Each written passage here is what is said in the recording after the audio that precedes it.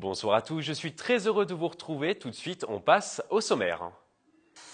Cyclisme, le prologue du Paris-Nice était programmé ce dimanche à Maurepas. C'est le champion du monde polonais Michał Kwiatkowski qui s'est imposé sur le contre-la-montre devant l'Australien Rohan Dennis. Nous recevrons notre consultant cyclisme Yann Dujarier pour débriefer la compétition. Paris-Nice toujours, ils étaient plus de 30 000 dans les rues de Maurepas pour encourager les coureurs sur ce prologue. Nous y reviendrons dans cette édition. Rugby, le coach du Racing Métro 92, Laurent Traverse, était dans les locaux du comité départemental de rugby à Elancourt. L'entraîneur est venu animer un atelier baptisé le management d'une équipe de rugby.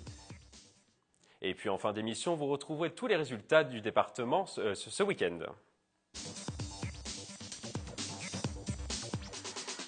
Je vous le disais dans les titres, le prologue du Paris-Nice était organisé ce dimanche à Maurepas. Sur le bitume yvelinois, c'est le champion du monde polonais Michał Kwiatkowski qui s'est imposé sur le contre-la-montre devant l'Australien Rohan Dennis.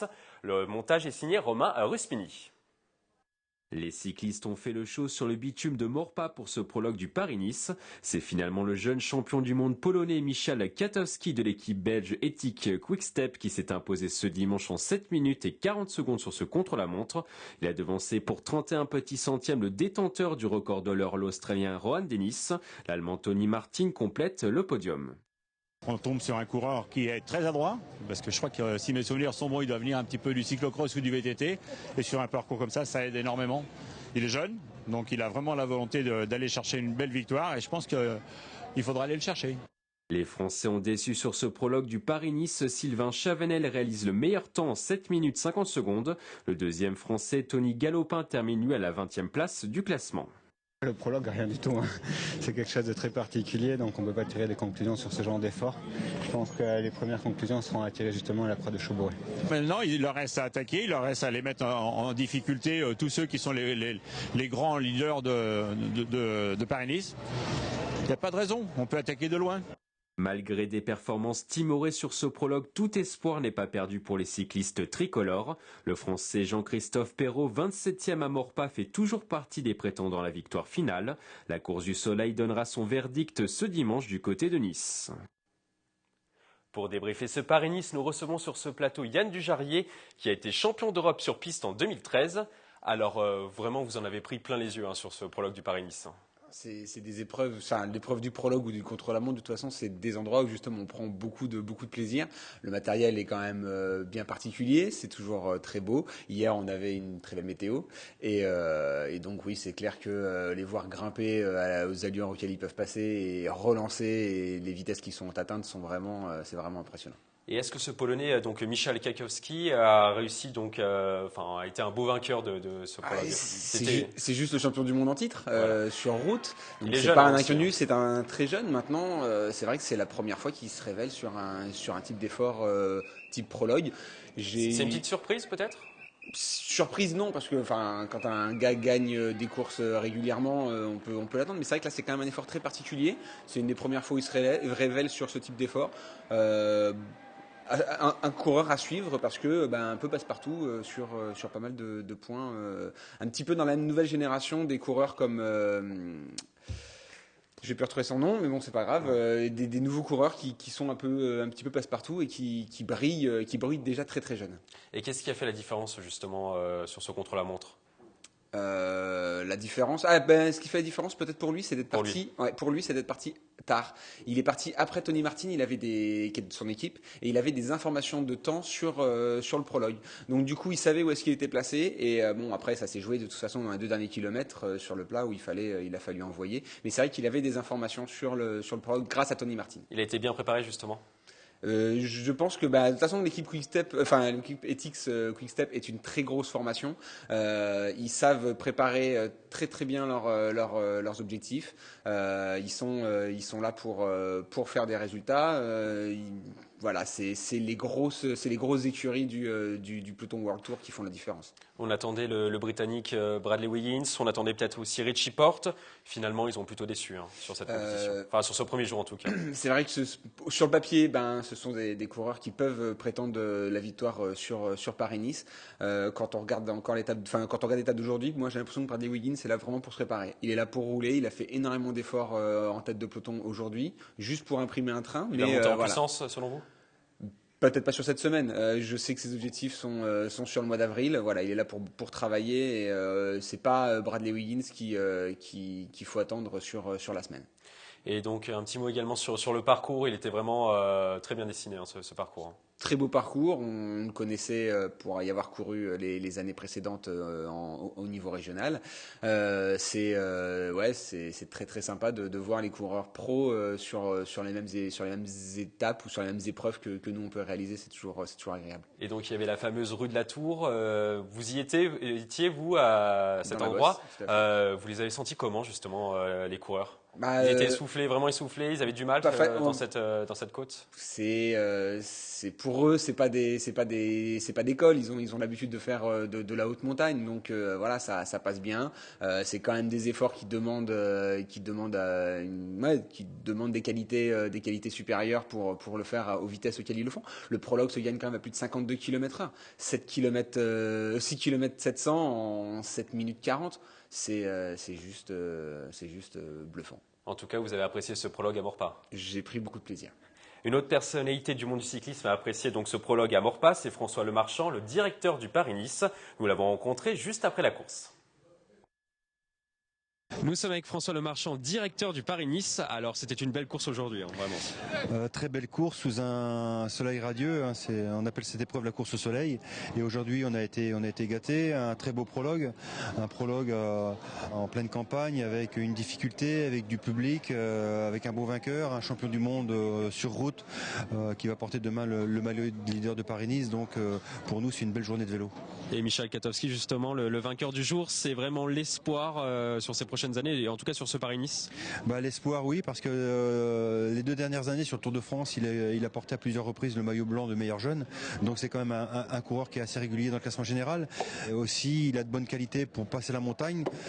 Sur Paris-Nice, il n'y a pas de haute montagne, c'est la moyenne montagne. Et moi j'en fais mon favori pour cette édition. Les Français n'ont pas été trop au rendez-vous hein, sur cette épreuve. Hein. Ils n'ont pas été au rendez-vous, mais je pense qu'on dans les prochains jours, notamment à l'arrivée à la Croix-de-Chaubouré, il y a des choses à faire. Il faut leur laisser le temps. On a des coureurs qui ont du talent, qui ont des objectifs peut-être un peu plus lointains. Mais on a Tony Galopin qui est malgré tout très en forme, un Sylvain Chavanel qui est très en forme.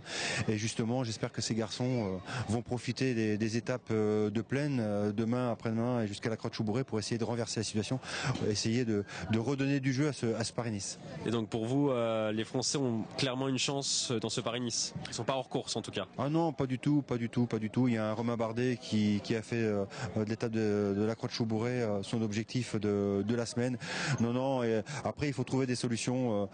Kiatowski fait partie d'une équipe Ethics Quick Step qui est très forte collectivement. Donc, le but, c'est de déstabiliser cette équipe et on compte sur les Français pour cela.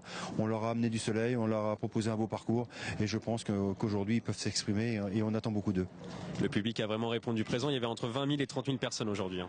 Bien oui, l'an passé à Mantes-la-Jolie, il faisait un temps identique. Il y en avait également beaucoup de monde. C'était une épreuve en ligne avec la victoire de Nasser Bouhanni. Aujourd'hui, c'est un prologue, donc étalé sur 3 heures, eh bien, ça fait du spectacle. Ça permet aux spectateurs de découvrir les coureurs un par un. Et avec cette journée-là, c'est la plus belle journée depuis 3 mois. Donc les gens sortent, c'est un dimanche. Donc c'est bon pour tout le monde. C'est bon pour Paris-Nice, c'est bon pour le cyclisme et c'est bon pour ce sport qui est accessible et gratuit pour le public. Merci François Lemarchand. Merci. François Lemarchand, le directeur du Paris-Nice, l'a dit pendant l'interview, les Français ont été vraiment en difficulté hein, sur ce prologue. Comme depuis plusieurs années, c'est vrai qu'on n'a pas de gros rouleurs qui peuvent se permettre de rivaliser avec les meilleurs mondiaux sur tout ce qui est contre la montre. Sylvain Chavanel est à sa place, une belle 7e ou 8e place, je crois. Il est placé comme depuis toujours. Tony Galopin, moi je pense qu'il est peut-être justement un coureur à en devenir sur ce type d'effort. Mais faut pas non plus. On n'a pas ces coureurs-là. Bon, c'est pas grave. On a des coureurs qui peuvent briller dans beaucoup d'autres disciplines dans le vélo. On a de très bons grimpeurs, on a de très bons sprinteurs. C'est pas gênant. On le sait quand on est sur le départ d'un contre-la-montre. Sylvain Chavanel, justement, qui était 7e donc à l'arrivée. C'est une surprise ou il était vraiment attendu selon vous? Il est à sa place. C'est ce qu'il fait tout le temps sur le Tour de France. Il est un poil en dessous parce que la densité fait qu'il se retrouve un peu derrière. Mais sur un championnat du monde, c'est souvent voilà autour de la 10-15e place. Là, voilà, se retrouver en 8e position sur un Paris-Nice, sur un prologue de Paris-Nice, c'est pas choquant, c'est normal. Il a fait une bonne course? Il fait ce qu'il fait avec ses moyens et il fait comme il peut. Il est placé pour le général. C'est vrai que c'est un coureur qui a plusieurs cartes qui a plusieurs cartes dans ses poches. L'avant-dernière étape pourra lui être favorable. C'est vraiment une étape pour Puncher. Donc voilà, le fait d'être placé, d'être en embuscade, ça peut permettre de faire des choses sur la dernière semaine, sur l'avant-dernière étape. Donc le prologue n'était pas vraiment fait pour nos Français, justement. Non, de toute façon, voilà, même le contre-la-montre du Col d'Est dimanche, un contre-la-montre en côte, ce sera pas non plus pour nos Français, ou à moins d'avoir une vraie révélation et une vraie surprise. Mais moi, je le vois pas. Voilà, pour moi, les espoirs français s'arrêteront samedi, mais on a beaucoup de chance d'ici jusque-là pour remporter les étapes. Donc vous nous rassurez, hein, les espoirs français ne sont pas terminés. Hein. Non, on peut voir. On peut être optimiste. On peut être optimiste, bien sûr, et voir des Français sur le podium comme l'année dernière à l'arrivée à Paris. À l'arrivée à Nice, c'est envisageable, largement. Le Paris-Nice donc a été un succès sur le bitume, mais également sur les bords de route. Les passionnés de cyclisme sont venus en nombre ce dimanche pour encourager les coureurs du Paris-Nice. Au total, ils étaient plus de 30 000. Les images sont signées à Florent Parfait. La course cycliste Paris-Nice passionne toujours autant les foules. Ce dimanche, plus de 30 000 spectateurs ont assisté au prologue qui se disputait dans les rues de Maurepas. Dans le public, sous un soleil printanier, on pouvait apercevoir des jeunes amateurs de cyclisme.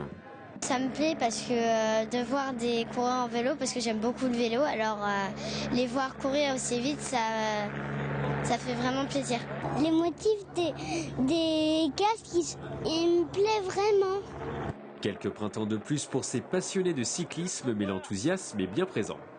Parce que je suis un passionné de cyclisme, parce que je m'intéresse toujours aux courses cyclistes, professionnelles et autres, et puis que je pratique le vélo à titre cyclotouriste. Je soutiens tout le monde, et les Français en particulier. Jeunes ou moins jeunes, tous sont unanimes. Le chouchou du public, c'est lui, Thomas Voeckler. Le coureur d'Europe car a pu mesurer une nouvelle fois sa cote de popularité sur ce prologue. Son statut de star du cyclisme français est toujours intact malgré ses 35 ans. On aime bien les équipes françaises, donc plutôt les Français, oui. D'accord. Et vous avez peut-être un coureur français que vous aimez bien? On aime bien Thomas Voeckler. Voeckler parce qu'on l'a vu quand on l'a roulé ce matin. Et puis voilà. C'est vraiment ton coureur favori? Ouais, j'aime bien. Loin de ces glorieuses années, Thomas Voeckler aura 36 ans en juin et pourrait se retirer du monde du cyclisme l'année prochaine. Les spectateurs seront une nouvelle fois au rendez-vous du Paris-Nice en 2016 dans les Yvelines. Le départ de la course au soleil sera donné depuis le département pendant encore 2 ans au minimum. Les Yvelinois ne vont pas s'en plaindre. Allez Paris-Nice! Yann, on l'a vu dans le reportage, il y avait vraiment beaucoup de monde sur les routes. Oui, c'est vrai que alors la météo, Maurepas attire beaucoup de monde. Oui, non, puis la météo le permettait. C'est vrai que c'était très sympa. Une zone aussi facile d'accès. C'est vrai que pour se garer au départ, c'était idéal. On était aussi très proche de la côte, l'élément le plus sympa à venir voir sur la course. Donc c'est vrai que c'était vraiment bien organisé par les gens qui ont tracé le parcours, bien pensé, voilà. Et puis le vélo, voilà, c'est un sport gratuit. On n'a pas besoin de payer pour venir voir les coureurs. Les coureurs sont aussi abordables. Vous pouvez venir discuter avec eux une fois qu'ils ont fini leur prologue. Ils sont vraiment ouverts. J'ai vu des gens rouler entre l'arrivée et le départ, rouler à côté d'eux et discuter avec certains. Des photos sur les réseaux sociaux et même hier, j'en ai croisé quelques-uns. Donc c'est vrai que c'est ça, c'est la ferveur populaire du cyclisme. Et c'est quel type de public justement? C'était plutôt des familles? C'est accessible à tout le monde. Vous n'avez pas besoin de connaître les coureurs pour venir les voir. Vous n'avez pas besoin de connaître le vélo pour apprécier le spectacle, apprécier le matériel, apprécier cette ambiance et puis voilà, voir des beaux coureurs rouler vite. C'est quand même toujours intéressant. Et ils étaient positionnés où sur la course principalement? J'ai vraiment eu l'impression qu'ils étaient partout. Hein. Partout. Peut-être pas dans la descente, et c'est le seul endroit où je suis pas allé, mais c'est vrai qu'il y avait... C'est nombreux en tout cas dans la côte, hein, justement la rue de la Tour. Dans la côte, il y avait du monde, à l'arrivée, il y avait du monde au départ. C'était une belle fête populaire, comme le mérite le cyclisme. Et c'était un public plutôt chauvin ou justement ils encourageaient un petit peu les coureurs étrangers également? Alors comme d'habitude, et maintenant, enfin moi c'est vrai quelque chose que j'apprécie parce que je le suis aussi. C'est vraiment un public très chauvin. Dans la côte, quand on voyait passer les Français, les encouragements n'étaient pas les mêmes que pour les coureurs étrangers. Et tant mieux, il faut garder cette ferveur et puis voilà, on est bleu, blanc, rouge avant tout et il faut rester comme ça. Il n'y a pas de souci. Et vous avez vu des étrangers également sur les bords de route? Non, là j'ai pas. Ouais, alors après, est-ce que c'était des accompagnateurs? Est-ce que c'était du personnel encadrant? J'ai pas fait attention, non, je peux pas dire. Bon, en tout cas, c'était un rendez-vous parfait pour les familles, en tout cas. C'était un dimanche bon ensoleillé. Dimanche après-midi à passer au soleil, en promenade et en campagne. Donc voilà, ouais, c'était l'événement à pas rater ce week-end sur Saint-Quentin-en-Yvelines.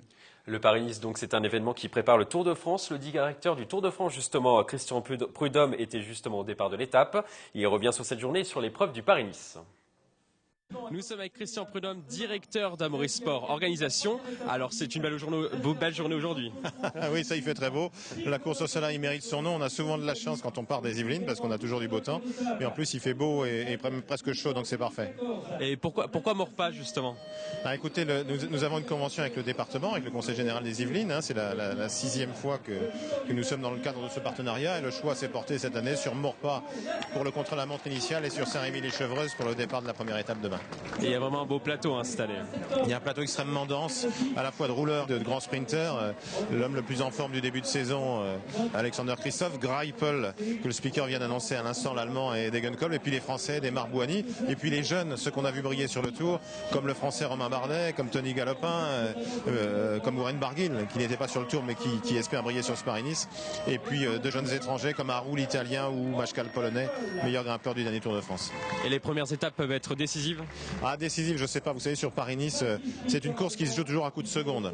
La moindre seconde gagnée ou perdue est importante. Donc dès Maurepas, dès le contre-la-montre de Maurepas, mais aussi jusqu'à Nice avec le contre-la-montre final. Et puis il y a une arrivée au sommet à la Croix de Chaubourret, au-dessus de Saint-Étienne. Mais c'est vrai que ça peut jouer partout, Paris-Nice. Ça peut jouer dans le vent, qui forme ce qu'on appelle des bordures, le peloton qui se scinde en plusieurs parties sous l'effet du vent. Ça peut se jouer le samedi dans l'arrière-pays niçois. Paris-Nice, c'est vraiment une question de seconde.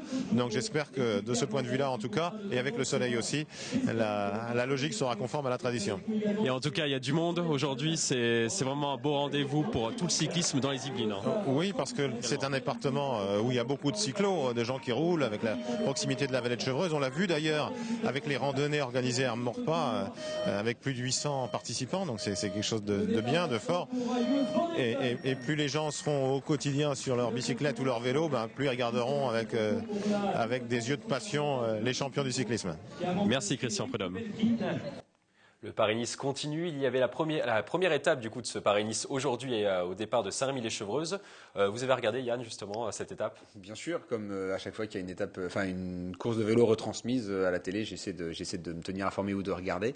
Oui, donc départ de Saint-Rémy-les-Chevreuses. On a vu Thomas Voeckler partir en échappée et faire 150 km d'échappée, repris à 2 km de l'arrivée.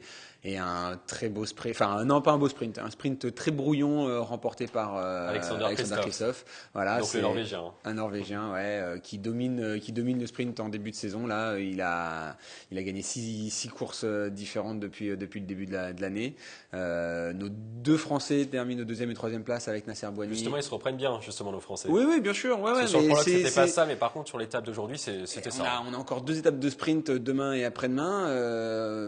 Il va peut-être falloir changer mettre des stratégies, mettre Nasser Bouhanni qui termine 2e et puis Brian Cocard 3e, notre petit pistard de poche là qui fait un très beau finish sur le sprint. Ils sont toujours prêts aux accessites. Pour moi, Nasser Bouhanni a largement de quoi faire pour gagner une étape sur ce Paris-Nice. Il a perdu son poisson pilote malade dès ce matin. Là, Geoffrey Soupe n'est pas reparti ce matin sur Paris-Nice. Il va falloir que l'équipe se module différemment pour pouvoir l'emmener correctement. Et idem pour la FDJ, il va falloir travailler pour Arnaud Desmar qui aujourd'hui était très très mal placé pour l'arrivée. Merci Yann Dujarrier d'être passé sur ce plateau, c'était un plaisir comme d'habitude. Nous passons tout de suite aux autres résultats du week-end. Lundi dernier, le coach du Racing Métro 92, Laurent Traverse, était dans les locaux du comité départemental de rugby à Elancourt. L'entraîneur vainqueur du top 14 avec le Castres Olympique en 2013 est venu animer un atelier baptisé le management d'une équipe de rugby. Une soirée de formation destinée aux éducateurs et coachs yvelinois. Cette opération s'est effectuée dans le cadre d'un partenariat entre le Conseil général des Yvelines et le club du Racing Métro. On écoute Laurent Travers.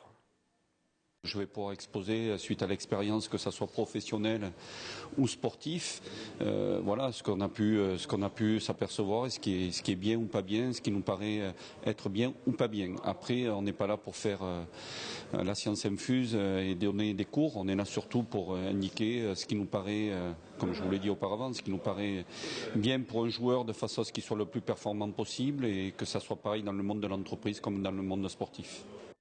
On commence les résultats du week-end par du rugby et le championnat de promotion d'honneur. Saint-Quentin-en-Yvelines a remporté une courte mais une précieuse victoire sur le terrain d'Aulnay lors de la 16e journée. Les Saint-Quentinois se sont imposés 20-17 chez leur adversaire du jour. Saint-Quentin-en-Yvelines reste second de ce championnat avec 50 points engrangés. La première place sera difficile à aller chercher. Les Saint-Quentinois comptent 5 points de retard sur Massif Central. Toujours en rugby, mais cette fois-ci en première série, Montigny-le-Bretonneux s'est facilement imposé sur le terrain du Blanc-Ménil ce dimanche. Score final 27-5. La défense igny-montaine a été au rendez-vous de l'événement avec 5 petits points encaissés. Montigny-le-Bretonneux conserve la deuxième place du classement avec 65 points en 16 journées. L'équipe de Cyril Murier réalise une superbe saison avec seulement 3 défaites depuis septembre. En handball féminin, Montigny-le-Bretonneux est dans la difficulté. Leader au mois de janvier, les filles de Philippe Létrange ont enregistré une nouvelle défaite à l'extérieur. Les igny-montaines se sont inclinées 32-26. Du côté du classement, Montigny-le-Bretonneux dégringole à la 4e place. Les Yvelinois se retrouvent désormais à 4 points du leader Val d'Orge à 6 journées de la fin du championnat. Si Montigny retrouve son jeu, les joueuses de Philippe Létrange peuvent toujours espérer terminer aux 2 premières places du classement. On passe au football. Nouvelle contre-performance à domicile pour Trappes. Les Trappistes ont été tenus en échec sur leur terrain contre Saint-Ouen-l'Aumône. Score final 3 buts partout. L'attaque a été en réussite avec 3 petits buts inscrits, mais c'est la défense qui a failli sur cette rencontre. Au niveau du classement, ça ne bouge pas ou presque. Trappes reste à la 8e place du championnat à égalité de points avec Puteaux et Le Pec. Avec la nouvelle défaite de Chanteloup-les-Vignes contre Puteaux, Trappes devrait se maintenir cette année. C'est la fin de ce 7-8 Sport. J'étais très heureux de vous avoir pendant cette demi-heure d'information. Je vous retrouve la semaine prochaine pour un nouveau magazine. En attendant, passez une excellente semaine sportive.